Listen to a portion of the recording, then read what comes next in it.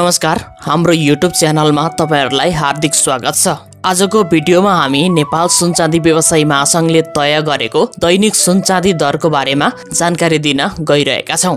आजको दिनमा छापावाल सुन तथा तेजाबी सुनको मूल्य के कति रहेको छ? हिजोको दिनमा यसको मूल्य के कति रहेको थियो? आज घट्यो वा बढ्यो? कतिले घटबढ भएको छ? यसको बारेमा पनि जानकारी दिनेछौं। साथै आजको दिनमा चाँदीको मूल्य के कस्तो रहेको छ?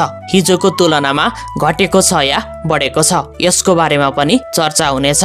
नेपालमा विभिन्न चाडपर्वहरू दशैं, तिहार, छठ, तीज साथै विवाह, व्रतबन्ध, जन्मदिन लगायतका कार्यक्रममा सुन चाँदीको बिक्री वितरण हुने गरेको छ।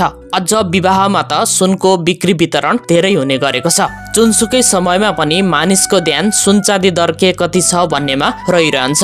त्यसैले पनि सुन चाँदी दरलाई सर्वाधिक चासोको रूपमा हेर्ने गरिएको छ। यसैलाई मध्यनजर गरेर आजको भिडियोमा हामीले सुन चाँदी दरको बारेमा जानकारी दिन गइरहेका छौं। आजको दिनको सुन चाँदी दर यस प्रकार रहेको छ। आज मिति